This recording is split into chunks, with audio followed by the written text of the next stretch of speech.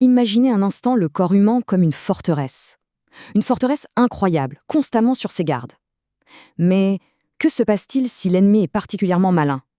S'il décide de ne pas attaquer les murs, mais de s'en prendre directement aux gardes, un par un?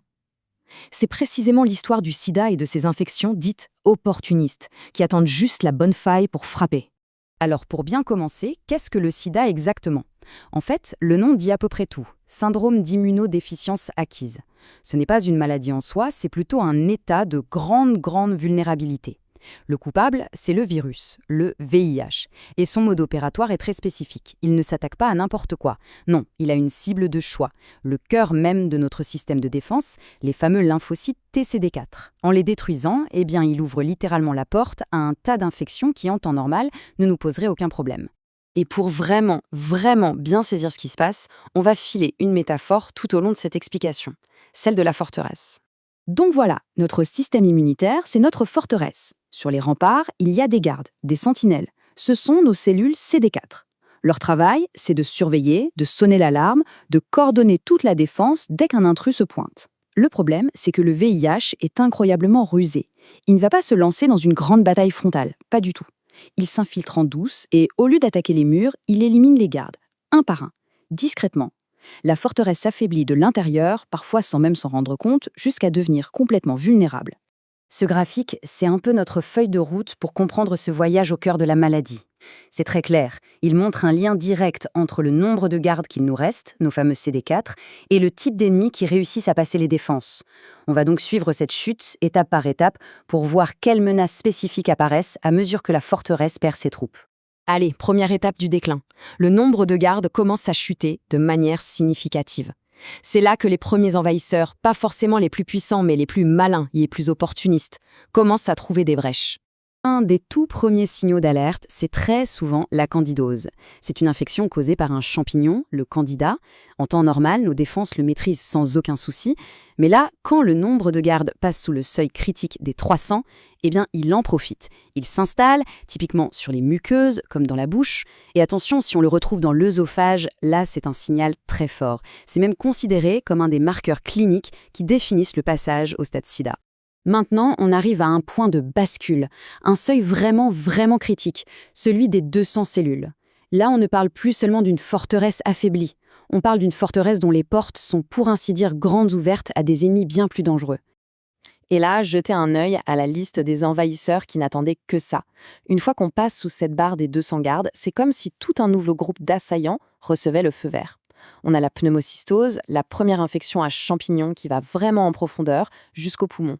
Et puis toute une série de parasites redoutables comme la toxoplasmose, et elle, sa cible de prédilection, c'est carrément le cerveau. Voilà, c'est dit.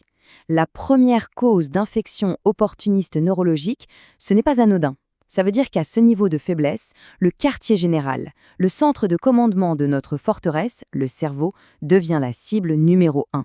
Et ce chiffre, 200 cellules par millimètre cube, il faut vraiment le retenir. C'est le seuil magique, si on peut dire. Le moment précis où le risque de voir ce parasite s'attaquer au cerveau devient une menace clinique bien réelle et bien concrète. Mais le plus incroyable dans cette histoire, c'est que le plus souvent, cet envahisseur, il était déjà à l'intérieur. La toxoplasmose, c'est en général la réactivation d'une vieille infection que les gardes maintenaient en prison, bien sous contrôle. Mais avec de moins en moins de gardes, le prisonnier se libère et il attaque le cerveau, provoquant une encéphalite. Et là, si on n'intervient pas très vite, ça peut être fatal. Et la chute continue. On passe maintenant sous la barre des 100 gardes. À ce stade, la forteresse n'est plus simplement compromise. Elle est au bord de l'effondrement, complètement à la merci d'attaques encore plus spécialisées, encore plus dévastatrices. Ce schéma illustre parfaitement la nouvelle vague d'ennemis qui peut déferler. En dessous de 100, et de façon encore plus critique en dessous de 50, on voit apparaître des champignons comme le Cryptococcus ou l'Aspergillus. On voit même des formes d'infections encore plus graves ou rares, comme la toxoplasmose qui peut maintenant s'attaquer aux poumons. Parlons 2 secondes de la cryptococcose. C'est une autre menace majeure pour le système nerveux central. C'est une levure, un type de champignon, qui profite de cette défense quasi inexistante pour s'infiltrer et provoquer une méningo-encéphalite. C'est une inflammation du cerveau et de ses enveloppes, et à ce stade, c'est d'une gravité extrême. Bon, le tableau est sombre, on est d'accord.